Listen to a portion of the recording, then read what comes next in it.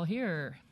Good evening, everyone. Looking to call the regular meeting of Council Tuesday, October the 9th to order. We are a little bit late at 7:05 and like to move on with it. We are acknowledging that we meet on the shared traditional lands of the Coast Salish and Lekwungen speaking peoples. This evening, looking for approval of our agenda. There's no new items to add. All those in favor?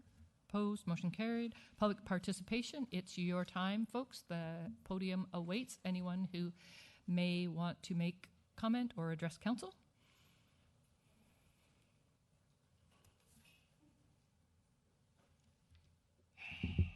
Evening, Council. My name is Gordon Rossander. I live at 564 Carindale Road. Unfortunately, my wife would have been here, but she's too upset in relation to what I'm about to talk about to be here and say what she wanted to say.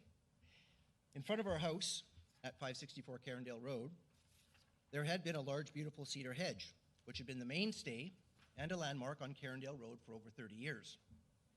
For the last 16 years that I've lived in that house, I've looked after the cedar hedge, having it trimmed every year around late September, early October. Other than this year, about 5 years ago, was the only time that I received a letter from the city instructing me to cut back the hedge so that the sidewalk in front of my house would be clear. As always is done every year, the hedge was trimmed back, and I heard no other word from City Council.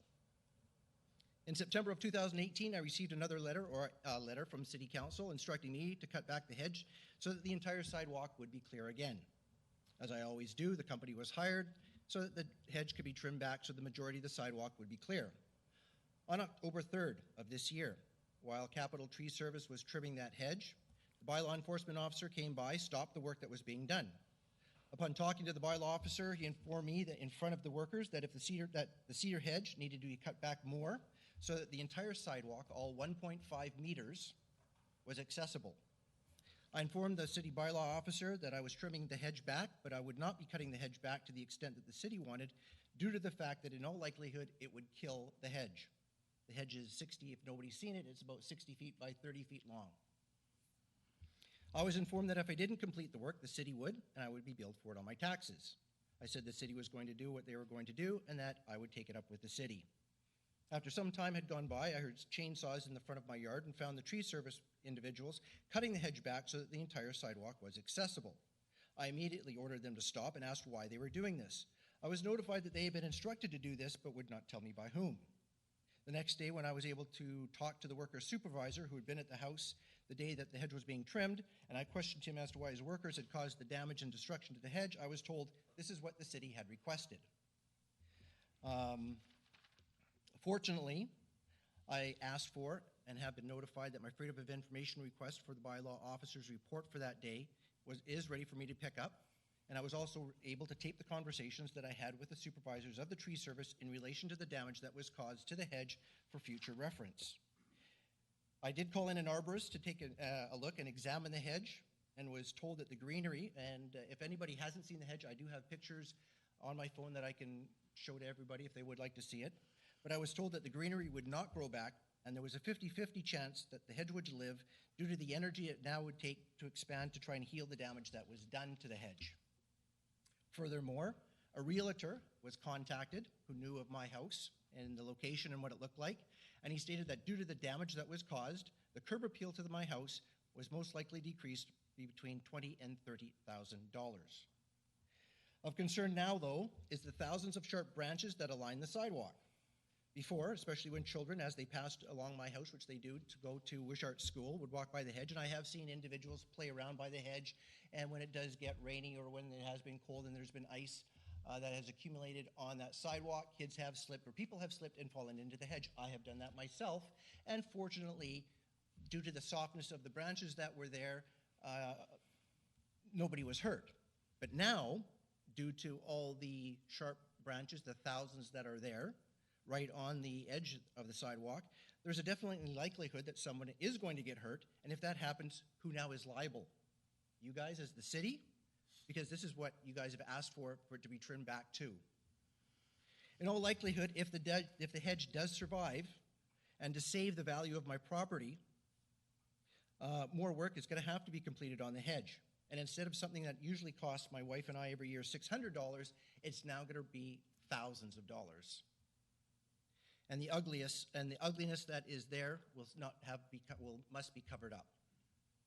Due to the location of the cedar hedge, which is actually right on the city property line, anything that does cover up or does protect individuals that do go by the hedge will be on city property, because that's not my property. So in essence, I'm asking, who's going to cover that cost?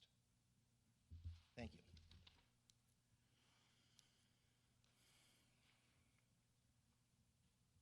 Anyone else? Good evening, Judith Collington, 3338 Asmink. I'm going to be a bit grumpy and then I'm going to be nice. So the grumpy part is this. I'm really looking forward to James's presentation and some fabulous work coming forward on the whole kind of transit and park and ride, and this is excellent. What I'm grumpy about is that once again, this comes direct to council with no opportunity for any kind of public input in any way, shape or form. We moved to a committee of the whole system, and as a member of the public, it certainly feels like since that happened, there's an awful lot of stuff that's just gone straight to council with little or no opportunity for public input. So my plea is this: at least one of you will be on the next council, and hopefully more.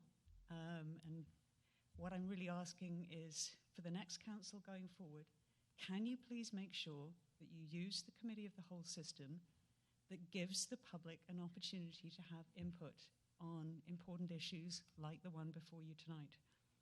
I think there are lots of kind of small comments that people would love to make. There is no opportunity other than standing up at the podium before we've heard the presentation, so we don't necessarily know what all of those comments are going to be. So that's my plea. My be nice part, and I will be very nice about this, and if I'm right, this is your last council as this council. So I would like to thank each and every one of you. I know how hard it is to be up there. So we appreciate you, even if we don't always sound like we appreciate you. For those of you who are running, good luck. I wish you all the very best, and thank you for your public service in the last council, and for those of you going forward, for those going forward. Thank you.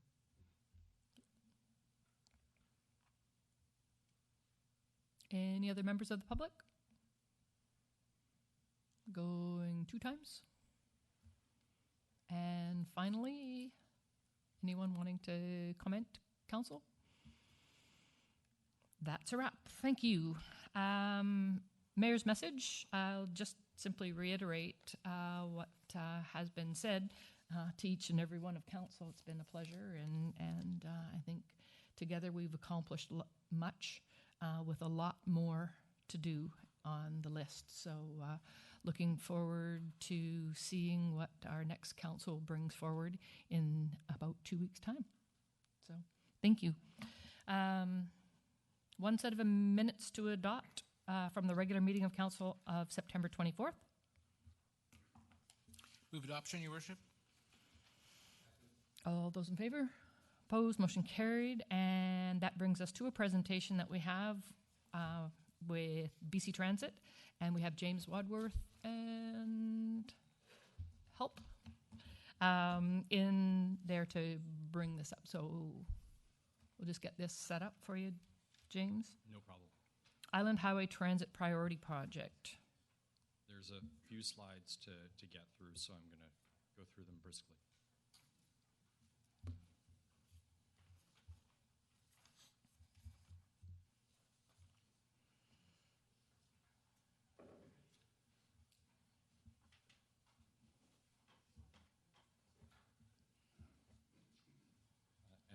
And tonight we're here to talk about the Island Highway Transit Priority Project.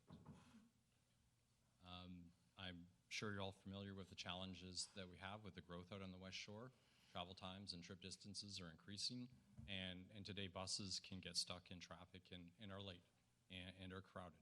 So what are the things that we can do to make transit a more attractive transportation choice? One of the things I should note is that today along the Island Highway Corridor, 20% of the people moving on the corridor at peak times are in a bus. There they are, lined up, waiting at the exchange there to go into town in the morning. We have 8 bus routes that operate on the Island Highway. They take people downtown. There's about 9,500 people a day taking those bus routes downtown. And then we have buses that also go to Dockyard, on to UVic, and on to Camosun. There's just over 2,000 people a day using those transit services. We do have a transit future plan, which is the long-range strategy for transit. We're trying to double the mode share for transit, and a key part of doing that is making investments in rapid transit to the West Shore. We did the transit future plan, which is the long-range strategy. Several years ago, we looked at a rapid transit study to the West Shore where we looked at LRT. The direction that we got at the time was to, that's a great long-term version, but we'd like you to move forward with building bus lanes. So the Transit Commission asked us to work with local governments to do that, and so that's what we're doing today. The plan that we're developing is a preliminary concept plan that we can move forward with and do consultation with and move towards design and construction if people want to move ahead. This is just a quick update on what's happening. We've identified Douglas Street and the Island Highway and Highway 1 and on out to Langford as the rapid transit corridor. So progress is being made. In green, we have bus lanes that have been built by the City of Victoria. In yellow, the City of Victoria is building a southbound bus lane, and the Ministry of Transportation is building a northbound bus lane in front of Uptown and out to Tillicum, and where they're building an interchange, which includes bus on shoulder lanes. They're also in the process of designing southbound bus lanes, and we're working with your staff out here in View Royal to look at what can we do on the island corridor. And then we have a further study that we'd like to do where we're looking at options to improve transit priority, whether that be signalization or more bus lanes further out to help people get them moving on their commute and getting them to where they want to go.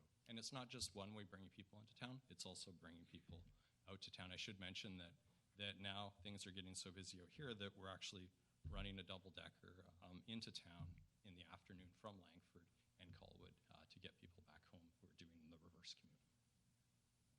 The objectives of the study were to look at transit priority measures that would help us move towards rapid transit, and this will help us keep it on time and be able to offer more service and more transit capacity. We're also looking at park and rides, because park and ride is an issue out in the West Shore. We do need a lot more spots than we have to date. And all of this has to align with the other transportation that's and working for business too on the corridor to make sure that it's something that works for everyone. The study area included in front of the Omni development at Colwood Corners and all the way into the highway, Highway 1. We went through a process where we had SNC-Lavalin help us look at existing conditions, develop some options, screen those options, and then finalize it in a report that's attached to your staff report. And now we're in the process of where we're talking to councils about getting some approval so we can go out and do further design work and also start to talk to the community about these exciting options. The measures that we looked at are as simple as coordinating the signals better, looking at transit signal priority, which is where the buses are talking to the intersection to give them an extra 20 seconds or so to get through, looking at short transit lanes, which are called transit queue jump lanes, to get buses through the intersections, and then looking at full transit only lanes. In the ideal conditions, we would have bus lanes from one end of the corridor to the other, and each signal would have transit signal priority. So that's ultimately where we'd like to go. But as we started to look at the corridor, we could see that there's some quicker wins where there's more right-of-way. But if we want bus lanes, bike lanes, sidewalks, and to maintain 2 lanes of traffic to keep things flowing, that's a lot of real estate to take. So there's spots. This highlights areas where we need to take more property to do that. So there's areas that need to be looked at further of how we could achieve that along the whole corridor. The bridge is also a constraint at Parsons there. And so what are the quick wins that could be a first phase that we could do today? So we see there's opportunity at the Goldstream intersection on the Island Highway and at Whale Road to have queue jump lanes and transit signal priority. And there's also options for bus lanes from 6 Mile on to the highway and transit signal priority there. We went through a whole process that through modeling and looking at the intersections to see where we would get the most benefit. And these are the first few wins that our consultants are recommending to us. This is a concept of a queue-jump lane fronting the Omni property that looks very promising. There's also queue-jump lanes on the Island Highway at Whale Road. We're also looking at full bus lanes from 6 Mile and transit signal priority all the way onto the highway. And the really nice part about this is us doing this work is got the ministry starting to look at, can they extend those lanes further onto the highway and on the off-ramps there. So that's a great part of doing this work, is it's encouraging others to do their part too. And as part of this, we'd want to equip another 55 buses in our fleet with transit signal priority. That's equivalent to the amount of buses that are currently operating on the routes that come in and out of town today. So all of this starts to add up to really make a difference to commuters.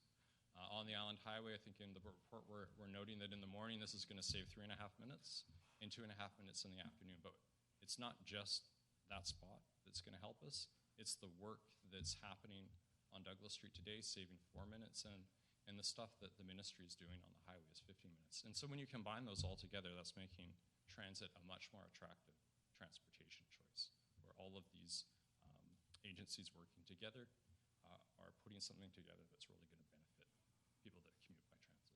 And so we're going to get reduced travel times, improved on-time performance, because when we're stuck in traffic, it's really hard to have proper schedules.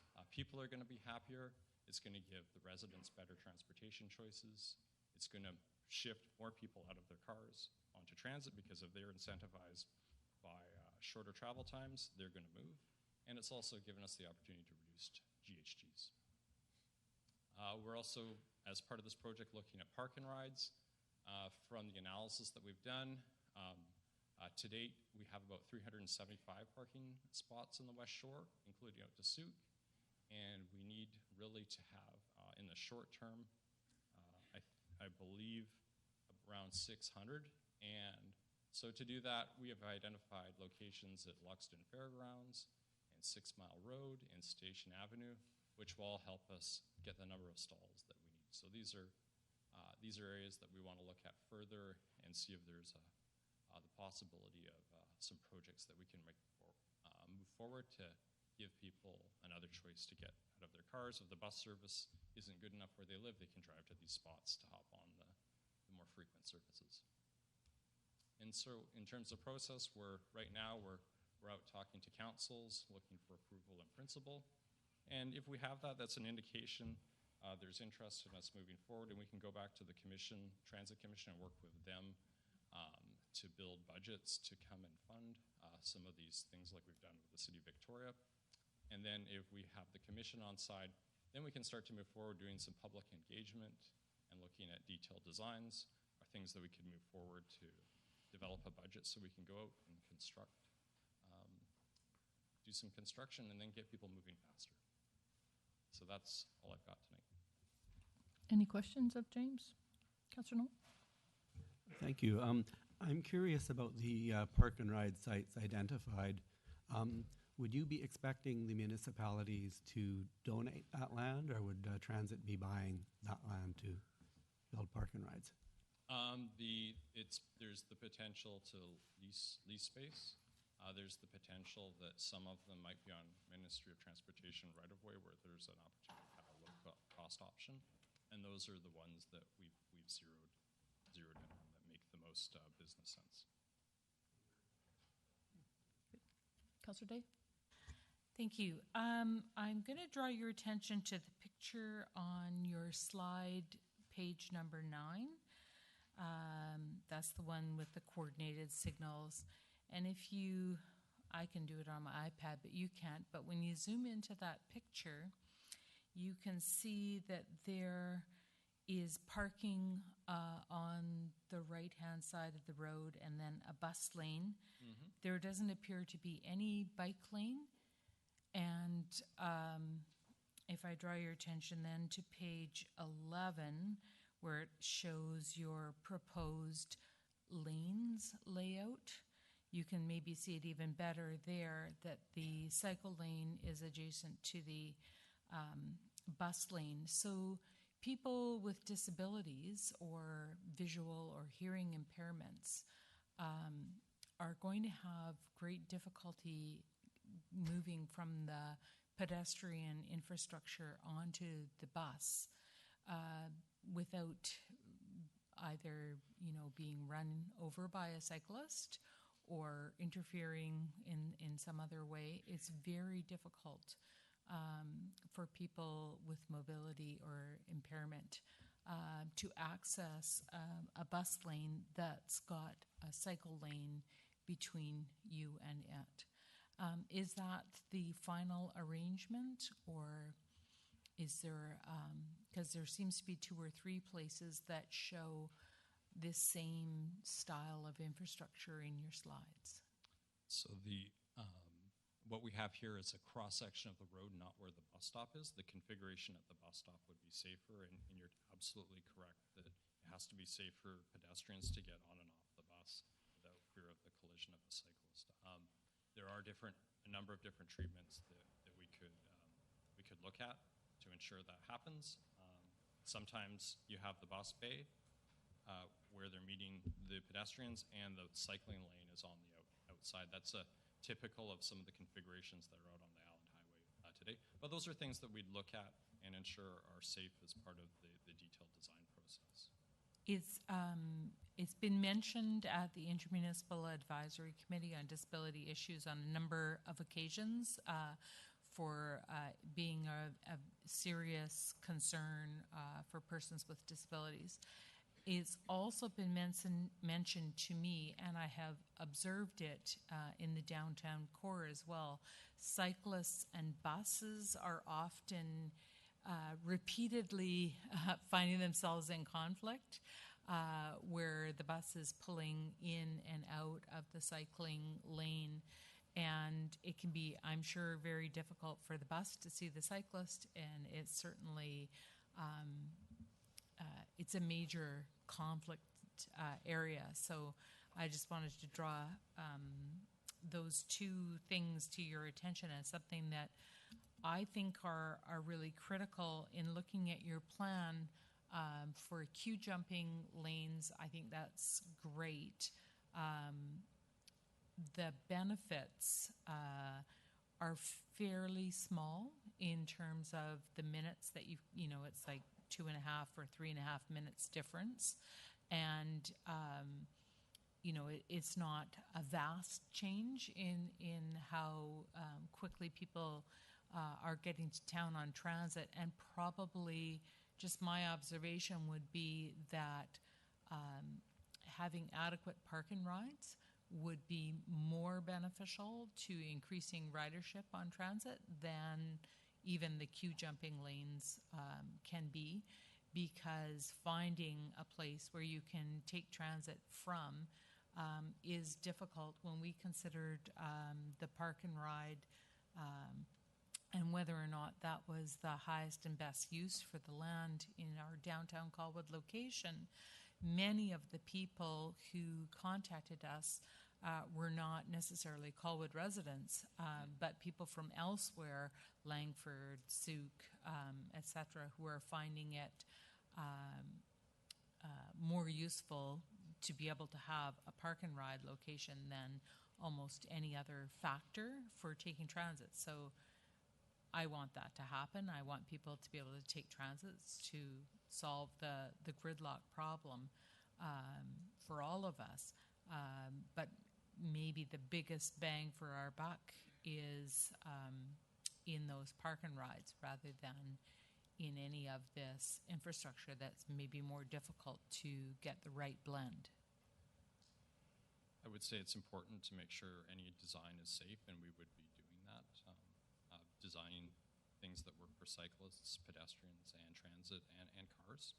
I'd also say that 3 minutes doesn't sound like a lot, but when you're running the service levels that we are on the Island Highway, one of the bus routes, the Route 50, to run that service requires it runs every 5 minutes. It requires about 22 buses. And when you can save 3 minutes or more, you start to save 1, 2 buses on the route. And instead of actually saving the buses, we're not saving them and putting them somewhere else. We'd be running more frequent service. So a bus lane also increases the service level.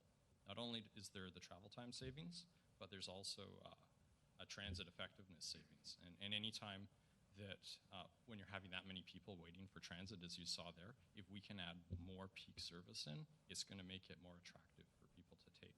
And it's not just the service, it's speeding up the service, and it's having things such as the park and ride. So all of these things come together. They're all pieces of the puzzle that are going to make transit a more attractive transportation choice. So when I read, just my last follow-up is that when I read through your presentation, the one option that I didn't see looked at was the possibility of having high occupancy vehicle lanes that are shared with transit, so that, you know, the one person, one car takes longer than whether it's a carpool or transit or other options. So the plans further along the corridor are, because we're dealing with multiple jurisdictions, the highway, 3 other municipalities, we've agreed that we're building bus lanes. When we add other things into the bus lanes, it starts to make the transit benefits less. And so if on the highway we have 20 HOV cars also in the bus lane, that means that you're not getting the full transit benefit out of it. Thank you. Thank you. I've got 3 or 4 questions, but they're all quick questions, which will lead into my main question. Has there been any work done on what it takes if you were taking a run from Colwood to downtown? How much time needs to be saved before behavior changes from using a car? I'm working from the premise that people would choose the car first and public transit second. Is there any sort of understanding of how much time needs to be saved before that person is making that choice to move out of their car and into transit? When it's a 1-minute savings, usually that's a reliability on-time performance saving. When we start to see 2, 3, 4, 5 minutes, that's where you're attracting new people onto transit. And it's not just the transit piece. It's also what's the parking availability. I know in the City of Victoria, parking costs are getting higher every day, and that's actually moving more people towards transit also. We're actually seeing that, I haven't seen the results of the ridership, but just from doing observations out on the road and hearing from our drivers, that it seems that this September, ridership is just moving further up. We actually added 8 double-deckers to our transit network. We traded with Kelowna, and we're fully using those buses, and we still are leaving some people behind. So all of these things are helping us and making transit better. So the travel time savings, 3, 4, 5 minutes, they start to move to transit. Communities that have made these types of investments in transit, they've quickly seen over a few years a 30% increase in transit ridership. So that's the kind of pull that you get towards transit with these types of savings that we're looking at. So my second question would be, if we can affect a change by 3 or 4 minutes, and that actually changes behavior, part of the issue that we have in our community is that we're not very well served internally from a transit standpoint, which still means that somebody's still getting into their car and having to drive to a park and ride. How do you, or how does BC Transit, not you, I'm not holding you personally responsible, how does transit expect that they're going to address that issue so to move our community actually into buses without, if they're not close to a specific hub? Right.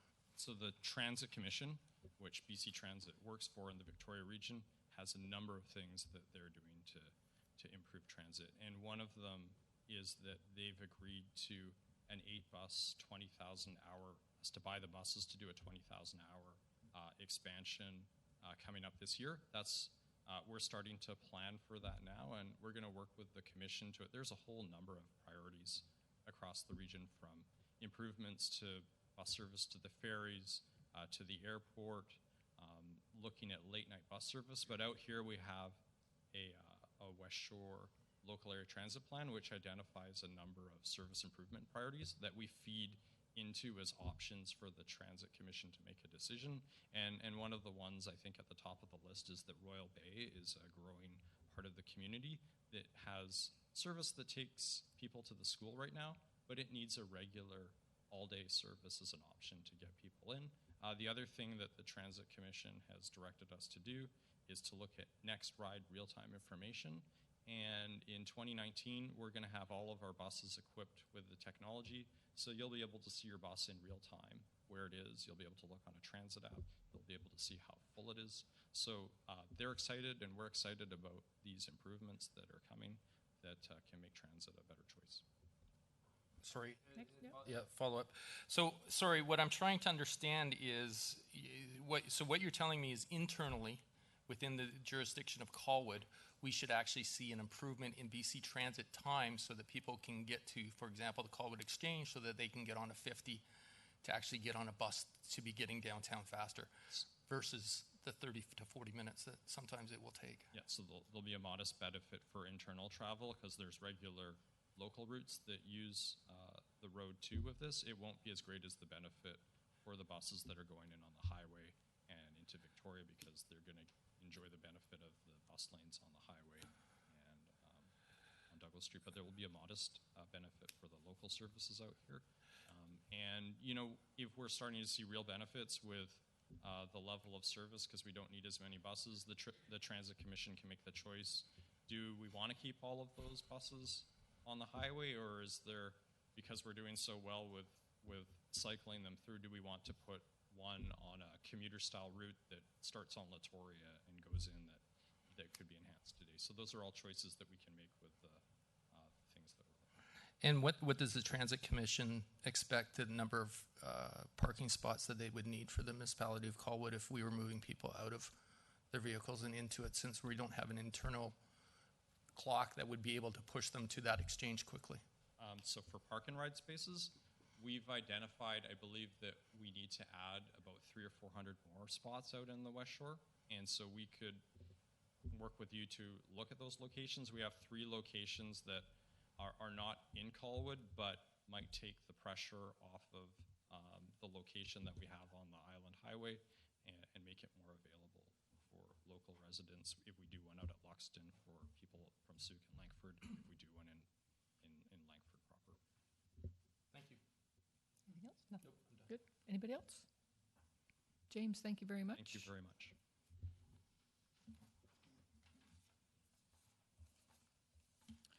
No correspondence before us for item 6, so moving on to number 7, 7.1, Transportation and Public Infrastructure Report, Director of Engineering and Public Works. Madam Mayor, I would like to make a motion before we do that. While transit is near and dear to all of our hearts, this is a huge report. I believe with the audience that this should have gone to Committee of the Whole for adequate public consultation and input. So I am moving that this report be referred to the first Committee of the Whole meeting of the new council.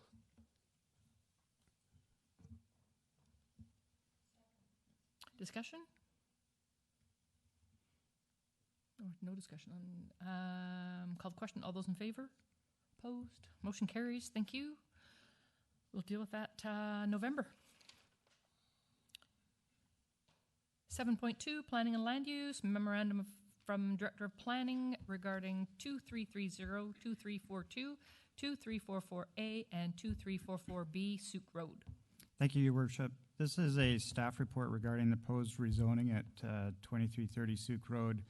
The initial application included a proposal for 40 rental apartment units that would need to be secured as a condition of the rezoning. This condition was omitted from the staff report regarding rezoning and consequently was also omitted from the council motion on May 14th. So the staff report that you have before you tonight includes a recommended wording for council consideration that this condition would be included with the May 14th motion. Move the recommendation, Your Worship. Any discussion? Councillor Nault? First, I want to say clearly that I am opposed to this actual development. It's taking a hillside and making it residential. However, council has already made that decision, so I won't revisit that. I can't revisit that. I will be voting in favor of securing rental housing, but I just wanted to make clear that I don't approve of the actual development to start with. Any other comments? Councillor Day? Councillor Nault has stolen my thunder, and in fact, I have voted against this previously. However, having already seen it approved, I think it is important that we do include rental housing in this area, and it was an inadvertent error that left it out. Anybody else? Seeing none, all those in favor? Opposed? Motion carries. Thank you. 7.2.2, Director of Development Services, in regards to proposed amendments to land use bylaw recommendation from advisory planning. Your Worship, this is a joint report from Planning and the Advisory Planning Commission. And this was in response to a report that staff provided to the Advisory Planning Commission regarding changes to the land use bylaw that we were recommending. Specifically, number one, amending the land use bylaw to include setbacks from a strata road. Two, including pet daycare as a permitted use in the C2 zone. And thirdly, including a provision for small car spaces in the land use bylaw.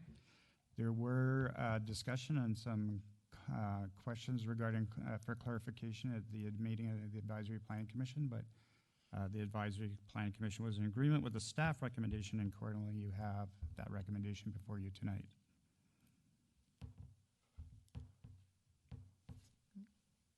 Move the recommendation, Your Worship. Thank you. Any comments, questions? Councillor Day?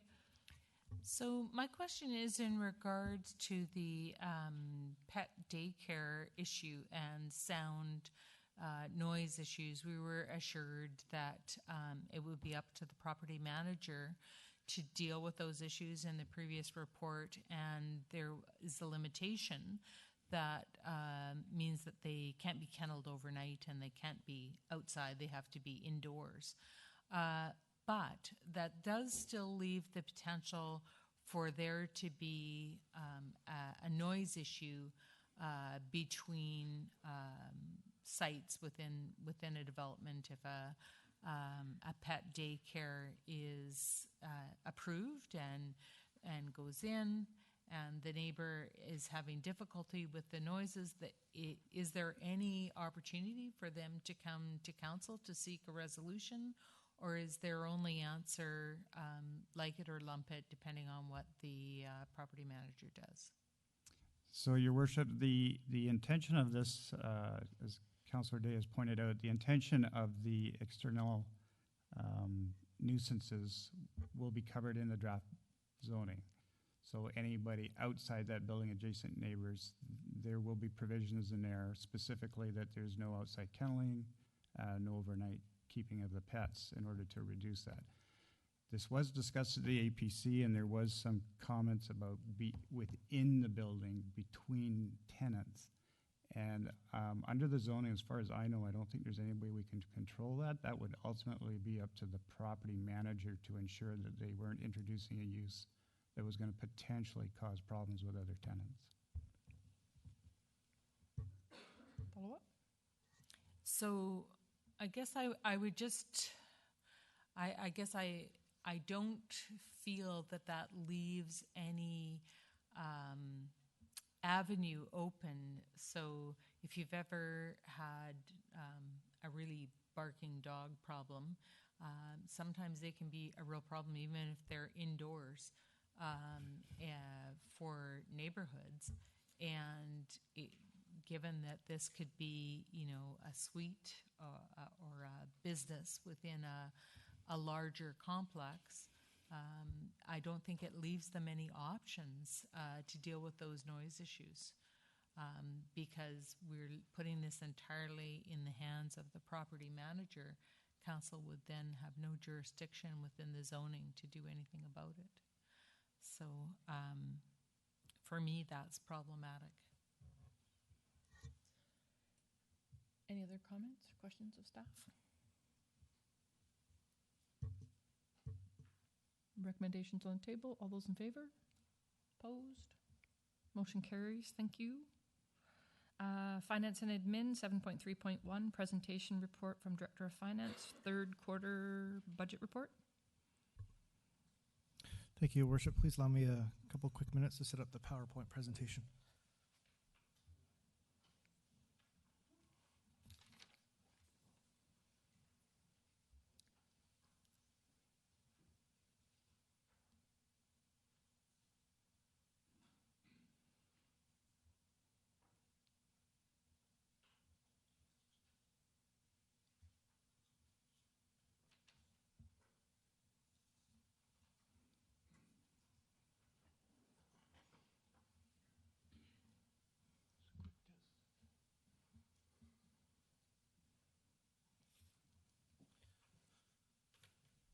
Okay, thank you, Your Worship. So we'll be talking about a couple things today in regards to the quarterly financial results. First of all, I'll provide a year-to-date summary for the benefit of council and the public. Then we'll chat about some transfer requests that staff have of council that are embodied in the report. And thirdly, we'll talk about some of the 2018 budget successes. So as the report indicates, for the first time, council may recall that when the 2018 budget approach was endorsed in December of 2018, staff committed to regular financial check-ins for the benefit of council and the public. And part of that was to provide a quarter three financial report with full year projections. So this year you'll notice that we've prepared projections for all of our revenues and operating expenses. Revenues in particular are projected to be 103% of the budgeted revenues, and these are due to two main reasons. First being developer contribution that occurred as a result of a development. So that was the Royal Bay amenity lot, and the proceeds from that lot are being transferred to reserve for council's motion. And the second piece would be increased investment returns. One might notice that there's a variance for capital grants in the details of the report. Capital grants are projected to be 49% of full year budget, and that grant revenue relates specifically to deferred gas tax and only gets recognized as the capital expenditures occur. So essentially that means if capital expenditures don't occur, we don't recognize the revenue that we have with us. So you'll notice when we talk about the capital expenditures, they're projected not to be fully spent this year, and thus the revenue related to that isn't being recognized. Second category here to discuss our operating expenses. So this year the city is projected to spend 92% of the operating expenditures approved in the financial plan bylaw. This is due to one main reason, and there's a number of vacancies that existed in some of the operating positions that have since been resolved. I use the HR manager full-time position as an example. The IT budget, which was recently approved last year, one of those positions hasn't been filled as we're still analyzing the structure of that budget, and a number of other vacancies that have just occurred during the year, and that results in some underspending in the operating departments. You also notice the Public Works operating department budget is underspent this year quite a bit. The Public Works department is under new leadership, and the city will be further refining the services and the service levels that are provided for that budget for council's consideration. This year, the manager of operations has been studying the service definitions for the Parks Department, and those details will be before council before the 2019 budget. So for the 2019 budget, we actually expect the Public Works budget to reduce in detail. And it's not something that we prefer to do. However, until the service level definitions are defined in a more precise way before council, we feel that the services defined already in the financial plan are of great service. So we'll bring that forward for the 2020 budget. The next category on here to note is the capital expenditures, and they're projected to reach 33% by the end of the year. There's a couple major reasons for this, one being the fire truck purchase, which hasn't occurred this year and isn't projected to occur this year. But I'll report to council and the public that we are planning to go out to competition for that fire truck, in early November, and with a 60-day window for submissions. So we'll have final budget numbers and submissions prior to the 2019 financial deliberations. And the last piece that I'll touch on in the budget summary will be our transfers to reserves. And you'll notice that our transfer reserves are projected to be 166% of the budgeted amount this year. And that's primarily due to the amenity lot contribution. So that's an extra almost $1.1 million that will be transferred reserve that wasn't originally anticipated. And there's also expected to be an RCMP surplus budget, which by bylaw gets transferred to the RCMP surplus reserve. So what I'd like to do here is just quickly pause, ask if council has any questions regarding the operating budget. And if none at this time, I'll move right into the budget transfer requests that we have before council. Councillor Day? I just wanted to inquire about the drainage budget under Public Works. I know that we're moving into the Stormwater Master Plan in Q4, so I just wanted to know if we're expecting to utilize those resources. Thank you, through your worship. Very good observation, and thank you for asking the question. So as you're likely aware, right now the Stormwater Master Plan is being conducted, and will be that final report will be expected before the end of the year. That report will outline many of the city's maintenance obligations to its drainage assets, as well as the long-term funding for the infrastructure of its drainage assets. So that's a prime example of leadership at Public Works taking a pause, not spending in the drainage accounts just yet, knowing that we'll have some more information to guide what spending should occur in future budgets. Any other questions? Go ahead. Thank you. Oh, I already jumped into the budget transfer requests. So the first request that we've brought forward to council, and council, I'll remind council that staff's approach for budget transfers is that we will bring transfers requests to council if it is outside of the norm that's approved in the budget. The managers are empowered to use the funds within their operating budget to sustain the service levels that council has set. So if they vary outside of those service levels, we're required to come to council, or we make it a practice of coming to council for full disclosure to council and also the public. And another rule of thumb that the finance department likes to emphasize, if you are converting operating spending to capital or vice versa, that's another good reason to bring council. So in this case, the operations manager has identified a piece of equipment that can be purchased that will result in significant operating savings over the life of that asset. So for instance, a $23,000 spend in this year will save approximately $8,400 annually for 15 years. So council can see that such a purchase would overall save the city significant funds over the life of the asset.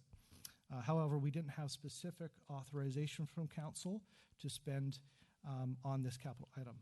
Now again, I'll emphasize, when council approves a financial plan bylaw, it's approved in a very high level. We have capital expenditures, I think, approved in the amount of $2.8 million. So we are empowered by legislation to spend in this case. However, out of good relations with council and transparency to the public, we're asking for this budget transfer request to be approved, and it's embodied in the resolution recommended by staff. And the second budget transfer request that staff have put forward for consideration is the IT operating budget surplus. So council may recall that last year a fully internally funded IT budget was funded in the 2018 financial plan. The transition from our IT support services hasn't fully occurred, but will most certainly fully occur before the end of 2018. But as a result, the IT department budget hasn't been fully realized because we're still operating under the contracted services model that exists today. So as a result, there's some operating budget savings that are going to result, and staff are recommending that those operating budget savings specific to the IT department be transferred to the equipment replacement reserve to help fund future IT equipment as it becomes needed in the capital budget. The next slide, we just wanted to talk about some of our 2018 budget successes. And quite often what I find is that we get caught up in our day-to-day and we forget to pause and celebrate some of the things that have been accomplished in this year. And so these budget successes really represent efforts from all over the organization, and they represent significant respect towards the taxpayer. So, for instance, in this year, staff have identified over $86,000 in one-time savings that weren't embodied in the budget originally. So these are successes. There is one item on here I should caution council about. The city has been approved for an FCM grant in the amount of $49,400. That's to help fund our pavement condition assessment. Our pavement condition assessment was originally budgeted to be funded by gas tax. So this will save gas tax funds for future expenditures.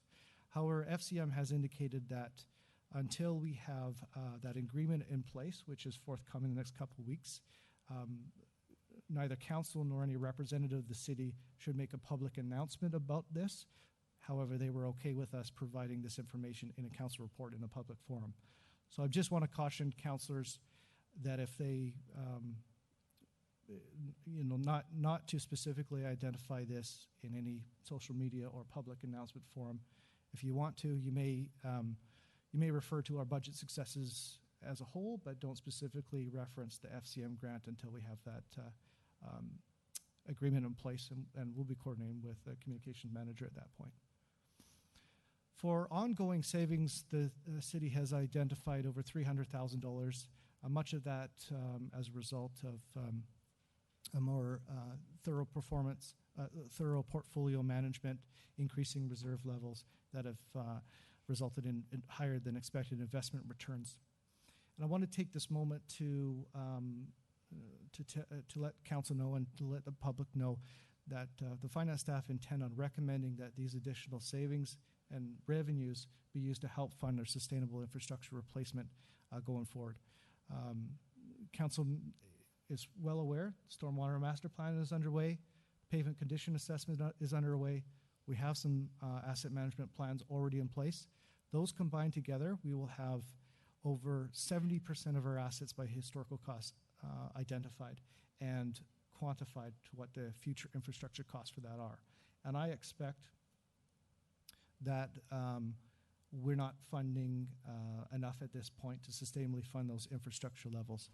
Our assets are wearing out at a rate of $2.5 million per year, and we're setting aside about $2 million. So staff will probably recommend that we get a head start on closing that infrastructure funding gap using some of these revenues. But of course, that's a council decision. Just before you jump ahead, Councillor Knoll. Quick question on the Goldfinch lease. I assume that reflects just the revenue received for rent and not the actual improvements to that building that will belong to the city. That's a fairly substantial amount too. Is that mentioned anywhere in the budget? No, that is not anticipated in the budget at this time. So thank you. Yes, that reflects just the additional revenue we receive as a result of entering to a lease. And as per council motion, those funds will be transferred to a reserve at the end of the year. Thank you. So that actually, I just have one question. I wasn't able to get everyone's attention, but if I can get you to just back up one slide, it's regarding the IT operating budget surplus that's being requested to be set aside in the equipment replacement reserve. That is the IT equipment replacement reserve and not the general reserve? Through your worship, no, actually it is the general equipment replacement reserve, and we have not established a specific IT equipment replacement reserve. But I can tell you that the funds that are in that reserve are only as a result of funding our IT infrastructure. And I'll also remind council that our reserve bylaw review is forthcoming, and it will address those sort of issues. The reserve bylaw review will have to also establish a bylaw for the proceeds from the amenity lot, the Goldfinch revenues, and other outstanding questions as well. So that will be one of the things we touch up in that review. Okay, good. Just, it's very important to me that our capital replacement reserve is differentiated from our IT equipment that we will need ongoing. I know we've been in the position in the past of needing IT upgrades and not having the funding, so I just want to make sure that we do identify that for the future, because it's one of those areas that could fall between the cracks. Yes, and thank you, Councillor Day, for pointing that out, because just for the benefit of the public and council, we do have two other capital-related reserves that are really for funding our major capital projects. We have an infrastructure deficit reserve. I don't really like that wording.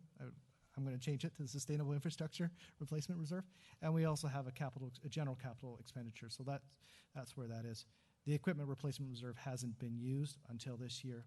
And this was the first year that council established a sustainable contribution for IT equipment in the 2018 financial plan. So it's one of those classes of assets that we actually have sustainable funding for, as an example for the larger asset classes that we hope to have sustainable infrastructure for. So that will conclude my presentation. I will draw council's attention to the resolutions recommended in the report. They relate to receiving for information and also the budget transfer request. Thank you very much. Any final questions of our director? Seeing none, the recommendation on the electronic version is page 4 of 13, I believe. Do you find it on your paper one? Move the recommendation, Your Worship. There are 3 parts to it. One, that staff be authorized to purchase the grader attachment in the amount of $23,000 funded by the 2018 operating budget, and that the IT department operating budget surplus be transferred to the Equipment Replacement Reserve Fund at year-end 2018. And thirdly, that the 2018 third quarter budget report be received for information. I'm sorry, can you point me where you are? Because I just got lost. I've got the presentation and then there's a report that follows. So, yeah, so in the report, Sorry? it's in paper, it's page 4 of 13. On our electronic, I'm reading like 3 of 13, 4 of 13. 14. Looks like this, without the yellow on the bottom, because I made that. I'm just trying to find it. I was in the wrong report was the problem. My report only had 4 pages, so I knew it was the wrong one. You let me know when you're up where we are.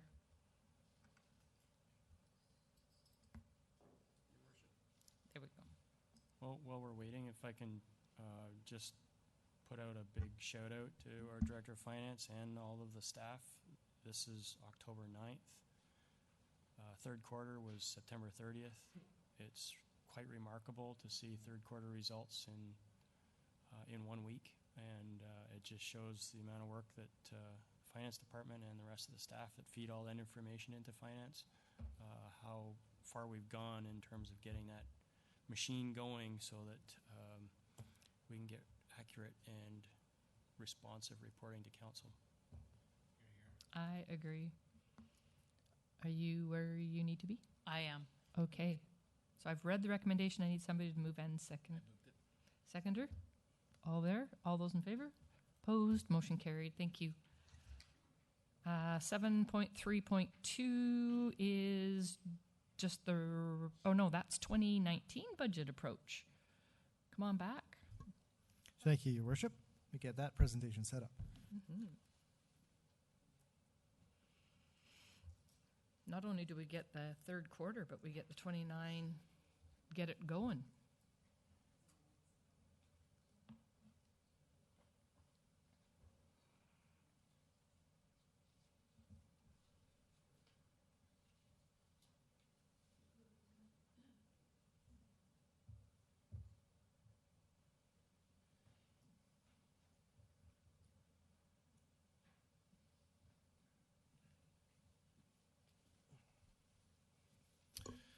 Thank you, Your Worship. So this is an opportunity for staff to check in with council to ensure that they're in agreement with the principles that we employ for the preparation of the 2019 budget. Last year, this report was before council in December. Our aim is actually typically to get it to council in the summer so that budget preparations can begin sooner than what we historically have been able to do. However, recognizing that it's an election year, we thought it would be a good opportunity to give the next council an opportunity to begin the budget deliberations. So I just want to talk about a couple of the budget principles that we employ, some of the increased operating expenses that council will expect, new spending, and the related timelines for the budget deliberations. So some of the core principles that we abide by in our budget approach is, first and foremost, service delivery method. So we want to demonstrate to the public, and we want to get council's endorsement for the services that we provide to the community and the level and quality of that service. Council provides a governance role in defining the services that the community wants, and we as staff are responsible for quantifying and delivering those services. So again, our 2019 financial plan bylaw and it will be presented around that model. We'll present the services that are delivered and give council an opportunity to endorse that. When we prepare the financial plan, we've taken great effort at the City of Colwood. Since I've been here for the last year and preceding years, I can see there's great effort to integrate all the plans that are endorsed by council into the financial plan, because they all feed into the financial plan. The strategic objectives that council sets will need to be quantified and included in the financial plan. The newly adopted official community plan needs to be quantified and included in the financial plan. So as a principle, we don't operate in silos. We work together, and it all manifests in the financial plan. I just wanted to remind council that the direction that I've provided staff with regards to already approved existing spending is continue spending. So for instance, if we've approved a 2018 capital project that is underway January 1st, they are approved under our financial plan bylaw to continue spending, even if it hasn't finished. Same with special project funding. So you could have a 2018 approved project in the 2018 financial plan bylaw, or a 2019 project that's approved in the 2018 financial plan bylaw. Staff are empowered to spend on those projects come January 1st, despite the fact that we'll be adopting a new financial plan bylaw in May 15th. And this is an important message that I emphasize with the management team, because there's a misnomer that we need to wait until we adopt our financial plan bylaw in May to get going on city business, and that is not the case. So when council approves a financial plan bylaw, pay special attention to columns 2 through 4, not just columns 1, which is the current year, because we're serious about populating that financial plan as a realistic financial plan for all 5 years. The other major piece of budget principles that we want to re-emphasize, because it's not common, but it is best practice, is the use of new construction revenue. So as our community grows and new development occurs, there's new tax base that creates new revenue to the city. And the city can choose to use that revenue in a number of different ways. But let's not forget, with new development, there's new operating costs as well. So when a new development occurs, typically there's new sidewalks, new roads, new sewer. The city has a maintenance obligation of those new assets when they're handed over at the end of the development. And we also have operating maintenance obligations throughout. So we get new revenue, we also get new operating obligations. So our principled approach is to take those new construction revenues, set them aside for new operating expenditures that have resulted. And I'll use an example. Council recently endorsed a parks maintenance plan for Royal Bay, and staff quantified that new park will cost in annual maintenance approximately $200,000. So we want to use the new construction revenue that results from that development to help maintain that park and ensure there's sustainable funding. So whether you get more new revenue versus more new expenses, that's yet to be seen. But nevertheless, we need to make sure we've at least paid for the new obligations with the new revenue. So we plan to do that. Councillor Knoll? Yeah, I'd like to compliment you on that procedure, but I would dearly love to see a balance sheet at the end of the day on how much the new construction is paying versus how much the other taxpayers are paying in regard to the new operating expenses and new requirements. I don't know how hard that would be to do, but it would be something that would be really nice to see in the next budget. Yes, through your worship. Thank you, Councillor Nault. And it's interesting that you asked for that, because next couple slides I'm going to discuss that. One of the difficulties is the timing difference. So tomorrow we might get new construction revenue as a result of Royal Bay. We don't start really incurring those operating costs until 2020, right? And so, for instance, this new parks maintenance at Royal Bay, we don't expect to really start kicking in at the earliest until 2020. We might get new development revenue next year. And that's why it's important for us to set aside the new construction revenue now, because if we eat it up by passing on a tax decrease, for instance, then all of a sudden next year we're going to have a double increase to what we would have had. Before you jump, I think we have a question from Councillor Logan. Thank you, Your Worship. Just want to confirm, this year we set aside a portion of the new construction revenue into an infrastructure reserve fund, if I remember correctly. So I assume that equal amount will continue in perpetuity into a fund year over year, building up a balance. So are we're kind of anticipating a similar type of tact in 2019, and the other portion going into ongoing maintenance and that sort of jazz, right? Yes, through your worship, yes. Okay. The difficulty is, so in 2018, we took this principal approach. We didn't really have access to all of the information, and so it's a little bit arbitrary. When we receive new development revenue, we get new operating expenditure obligations, but we also get infrastructure replacement obligations. So that's why we use this revenue to pay for the new operations, so the street sweeping and the sidewalk maintenance. But also, 50 years from now, we're going to have to replace that road that we inherited through the development. So we're going to set aside money in our infrastructure deficit reserve to fund that. So that's what we did in 2018. We funded some new services with new development revenue that were a result of new development, and then we funded a transfer to reserve for the infrastructure replacement. So is there, through Your Worship, is there the opportunity to set aside some of this new revenue towards new infrastructure sidewalk programs, such as sidewalk construction? And if there is, then is there the ability to forecast what the revenue would be, say over a 4-year period, and allow engineering to plan specific projects based on that revenue projection coming in from new construction revenue? Through your worship, good question. Now, on a principled approach, I would say no. On a practical approach, council has the option to do that if they want to. The principle behind it is that if you want to introduce a new service to the community, a new sidewalk, beautification, what have you, that really needs to be funded by the entire tax base with a tax increase. That's the principle behind it. Practically speaking, new services have been funded by new development revenue. Now, we haven't done the analysis, and I don't know any municipalities that have. What if the new construction revenue exceeds the new operating obligations and the new infrastructure replacement obligations? Then there's a little bit of gravy, maybe, right? But we haven't done the analysis, and I can't say that. In fact, new development,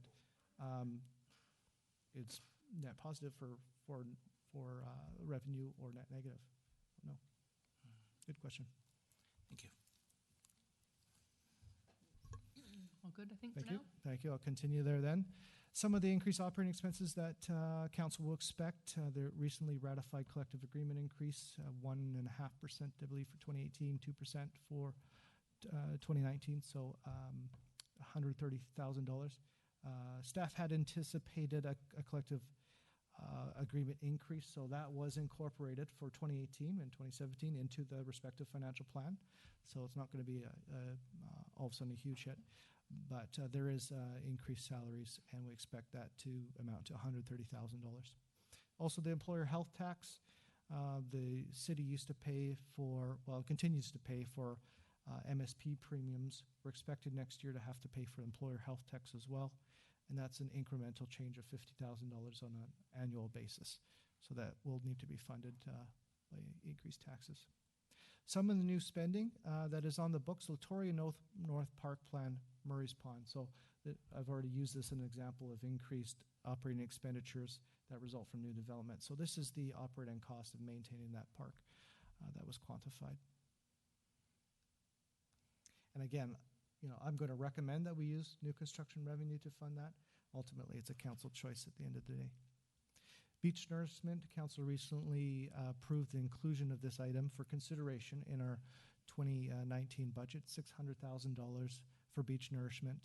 And staff are identifying funding sources right now. There are some new federal, provincial infrastructure grants that may assist with this. We don't know, but expect to see that item for consideration at the council table.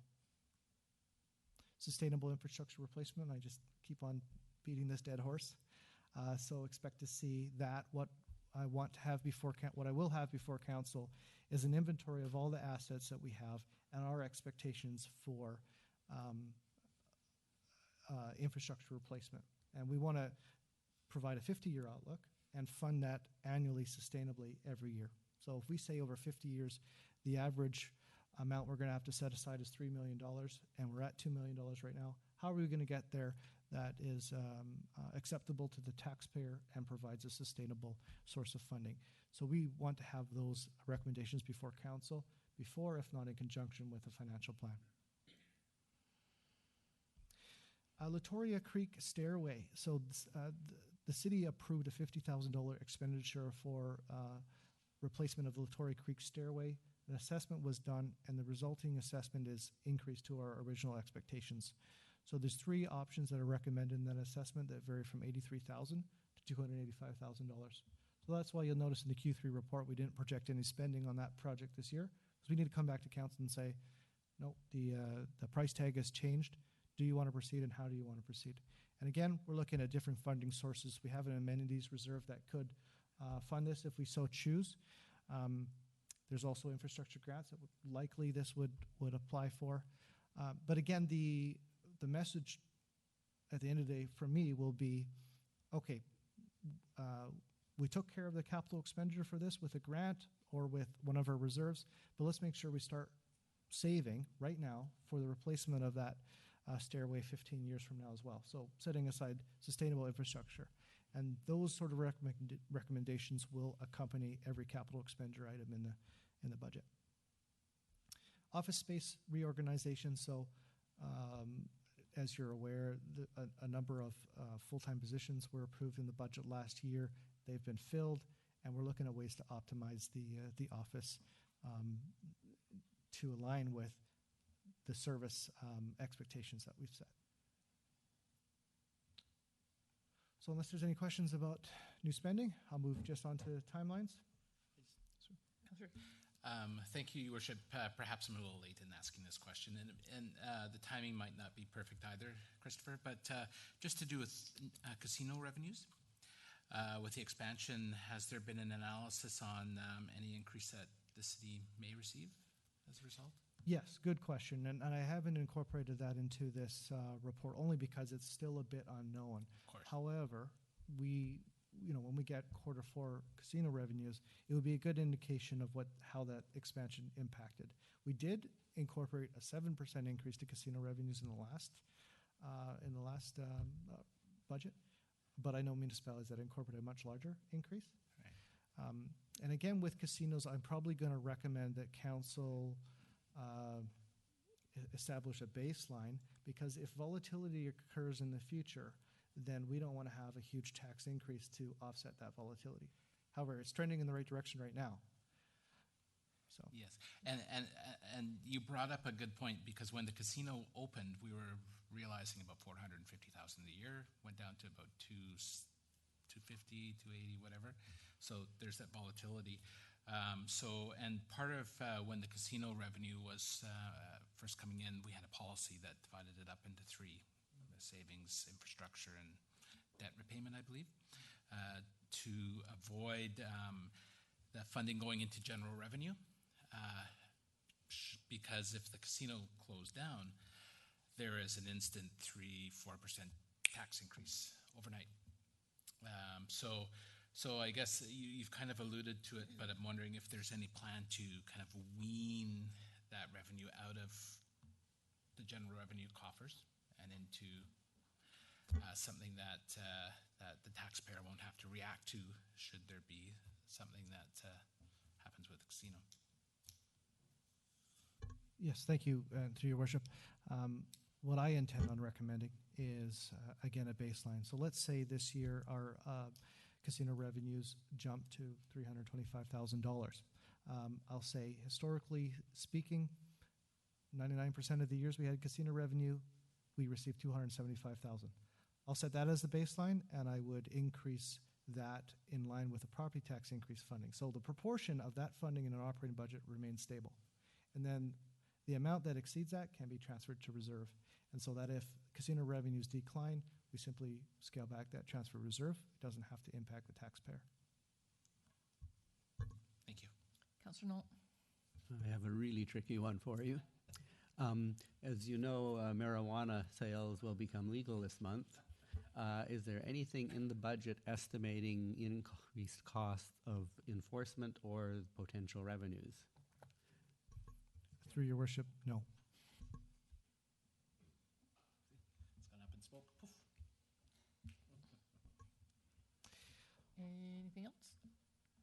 Okay, I'll let you Thank carry you, Your on. Worship. So just to reiterate some of the timelines, these timelines are consistent with last year's budget.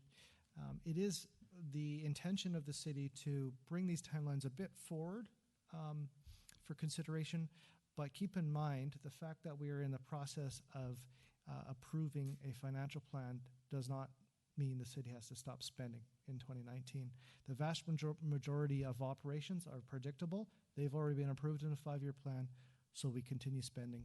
So this timeline, if council wishes to bring it forward,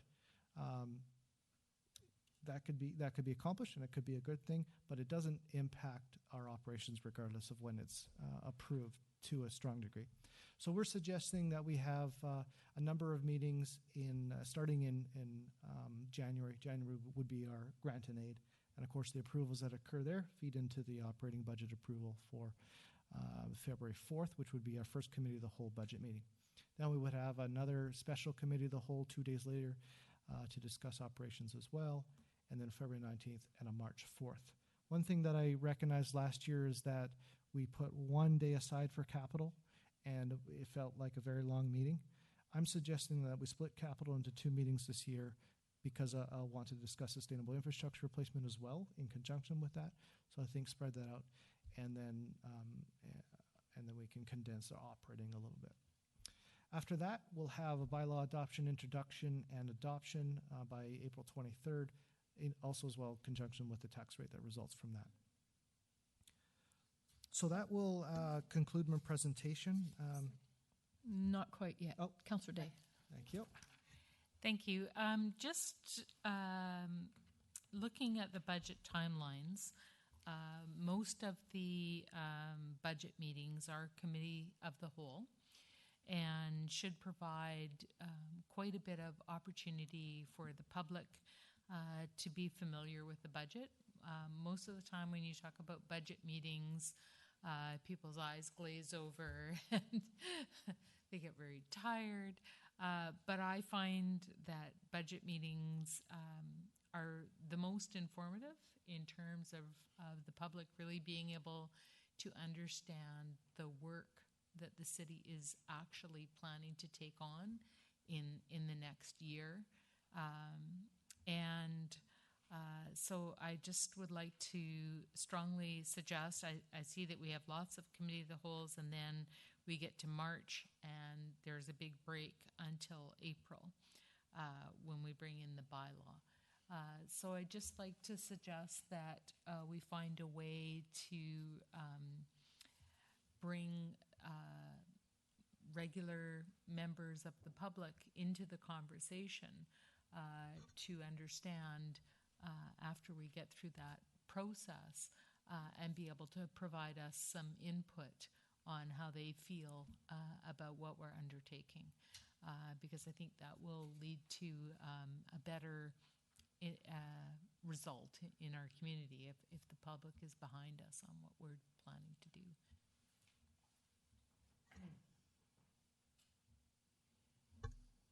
Nothing else? Then with conclusion of director's report and presentation, there is a recommendation before us that the 2019 to 2023 budget, I can hardly say 2023, budget approach, including the proposed timelines, be endorsed.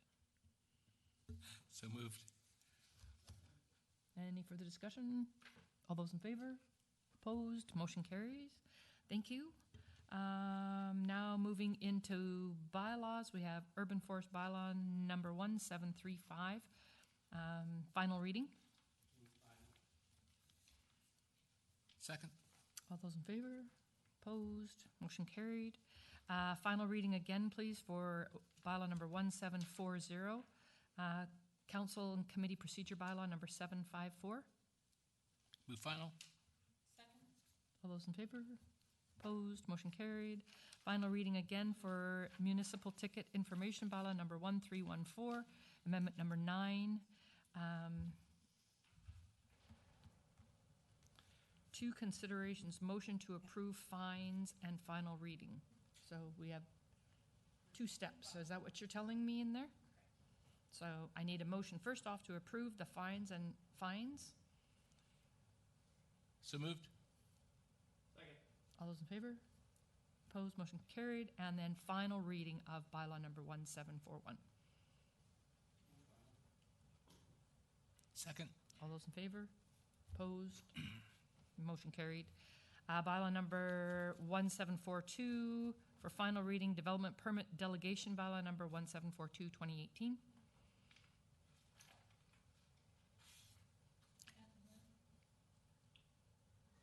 I just wonder if council would indulge me. I guess this would be my final opportunity to say anything about the delegation bylaw. And I just wanted to reiterate my position as opposed to it. And the reasons that I'm opposed to it is because a developer who is unhappy with the result of the ruling of the staff member has the ability to appeal and appeal to council to change that decision. But the residents of Colwood who may be impacted by the granting of a development permit have no such ability. And so therefore, through delegation, I believe the regular citizens of Colwood are left out of this picture.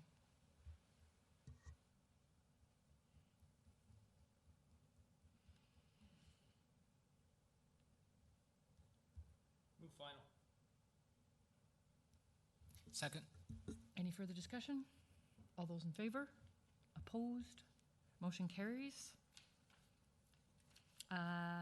Finally, before us, bylaw number 1743 for final reading, and it is the 2019 permissive tax exemption bylaw number 1743, 2018. Move final. All those in favor? Opposed? Motion carried. And nothing of release? Yes. Move adjournment. Before we adjourn, we should inform the public of the motion that was made in camera that should be released. I wonder if the recorder could read it out. Backtrack.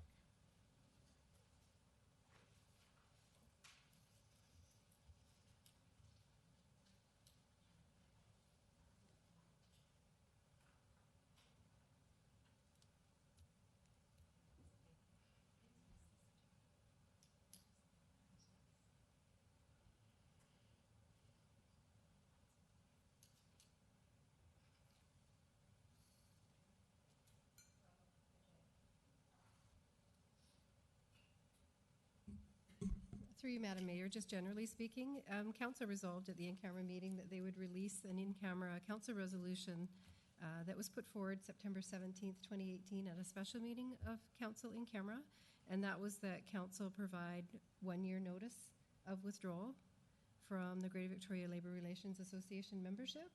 And then this evening, Council discussed a news release that would be discussing that and advising the public that the city is putting that notice to the Greater Victoria Labour Relations Association. So with that release of in-camera, Move adjournment.